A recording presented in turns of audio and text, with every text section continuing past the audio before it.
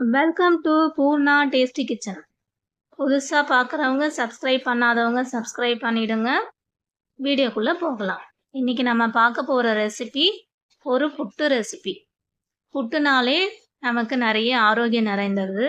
அதுலேயே நம்ம பாதாம், கேரட் இதெல்லாம் சேர்த்து செய்யும் போது இன்னும் நமக்கு ஒரு விட்டமின்ஸ், எனர்ஜி எல்லாமே சேர்ந்து நமக்கு கிடைக்குது. இந்த புட்டு ரெசிபி எப்படி செய்யலான்னு பார்க்கலாம். தேவையான பொருட்கள்: நெய் சிறிதளவு, நறுக்கிய கேரட் 2, ஏலக்காய், பச்சரிசி மாவு 2 கப் நான் எடுத்து வச்சுருக்கேன், தோல் உரித்த பாதாம் ஆல்மண்ட் இது ஒரு 20 நம்பர் எடுத்து வச்சுருக்கேன், துருவிய தேங்காய் சிறிதளவு, பால் 1 கிளாஸ் எடுத்து வச்சுருக்கேன். பால் நம்ம தேவைப்படுற அளவுக்கு பயன்படுத்திக்கலாம். பால் பிடிக்காதவங்க வெந்நீர் பயன்படுத்திக்கோங்க. இப்போ ஒரு பேன் எடுத்துக்கோங்க. ஸ்டவ் ஆன் பண்ணிக்கோங்க. நறுக்கி வைத்த கேரட் 2 அதை ஆட் பண்ணிக்கலாம். இதோட பச்சை வாசனை நம்ம போகிற அளவுக்கு நம்ம வதக்கணும்.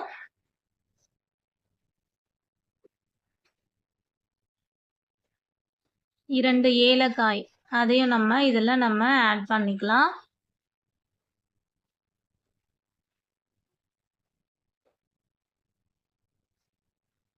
உரித்து வைத்த பாதாம் 20 நம்பர் இதையும் ஆட் பண்ணிக்கிறேன்.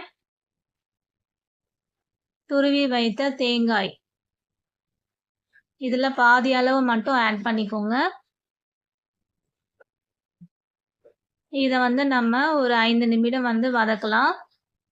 லோ ஃப்ளேம் வச்சு நீங்கள் வதக்குங்க.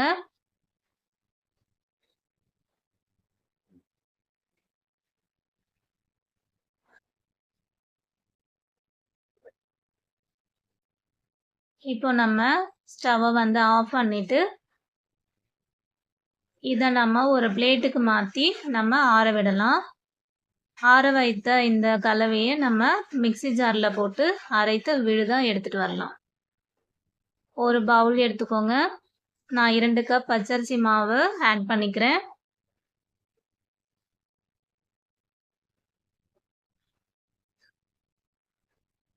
அரைத்து வைத்த பாதாம், கேரட், தேங்காய் துருவல் விழுது. இந்த அளவுக்கு நீங்கள் ரொம்ப நைஸாக அரைக்கணும்னு இல்லை, இந்த பக்குவத்துக்கு அரைச்சா போதும். தண்ணி விடாமல் அரைங்க. இப்போ இதை நம்ம மாவில் ஆட் பண்ணிக்கலாம். இந்த புட்டு ரொம்ப டேஸ்டியாகவும் ரொம்ப ஹெல்த்தியாகவும் இருக்கும். பிள்ளைங்களுக்கு இது மாதிரி செஞ்சு கொடுங்க. இப்போ நம்ம இதை மாவோடு சேர்ந்து கிளறி நல்லா கலந்து விடணும். நம்ம கேரட்டில் இருக்கிற பாதாமில் இருக்கிற ஈரப்பசையில் நம்ம இந்த மாவை நல்லா கலந்து விடணும். இப்போ நம்ம தேவைப்படுற அளவுக்கு சால்ட்டு இதெல்லாம் நம்ம ஆட் பண்ண போகிறோம்.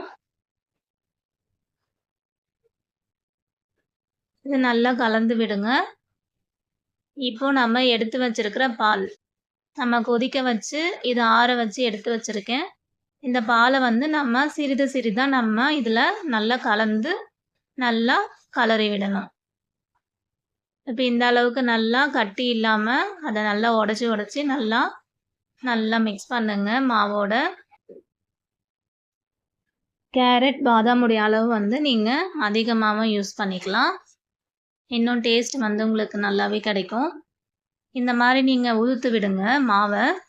நீங்கள் சிறிது சிறிதாக இந்த பாலை நீங்கள் ஆட் பண்ணிக்கோங்க. பால் சேர்க்கறதுனால ஒரு சுவை இன்னமும் நல்லா டேஸ்டியாக உங்களுக்கு இருக்கும்.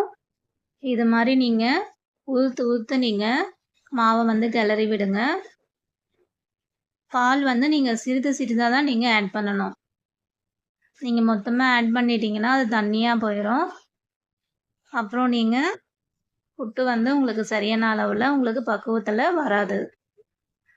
நீங்கள் பால் மட்டும் நீங்கள் சிறிது சிறிதாக ஆட் பண்ணிக்கோங்க. நல்லா அந்த பாலோட ஈரப்பதத்தில் அந்த மாவை நல்லா மிக்ஸ் பண்ணுங்க. இப்போ இந்த மாதிரி கையில் எடுத்து பிடிச்சிங்கன்னா இப்படி உதிரணும்.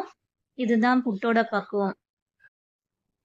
ஒரு இட்லி பாத்திரம் இல்லைன்னா இடியாப்பம் வைக்கிற பாட்டு இந்த மாதிரி எடுத்துக்கோங்க. அதில் வாட்டர் வந்து ஆட் பண்ணிக்கோங்க. நான் வந்து இந்த மாதிரி ஒரு கிண்ணம் எடுத்து வச்சுருக்கேன். நீங்கள் டம்ளர் இருந்தாலும் எடுத்து வச்சுக்கோங்க. இல்லைன்னா துணி ஏதாவது இருந்தாலும் நீங்கள் அதில் இந்த புட்டை அவிச்சுக்கலாம். இப்போ நான் தேங்காய் துருவலை இதில் ஆட் பண்ணிக்கிறேன்.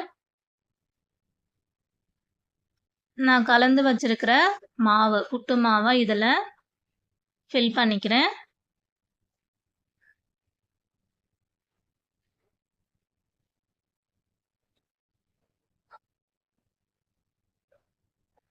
இப்போ நான் தேங்காய் துருவலையும் மறுபடியும் நான் இதில் மேலே ஆட் பண்ணிக்கிறேன். இதே போல் எல்லா கிண்ணத்துலேயும் நான் எடுத்து வச்சுக்கிறேன்.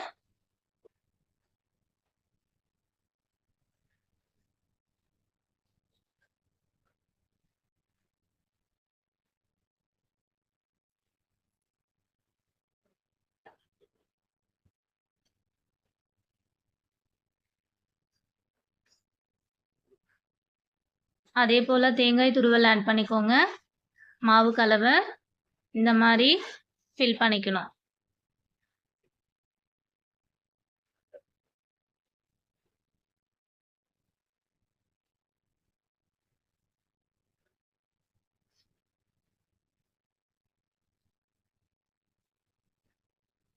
இப்போ எல்லாத்தையும் நான் ஃபில் பண்ணி ரெடியாக எடுத்து வச்சுருக்கேன். இப்போ அதை நான் ஸ்ட்ரீம் பண்ணி எடுத்துக்க போகிறேன்.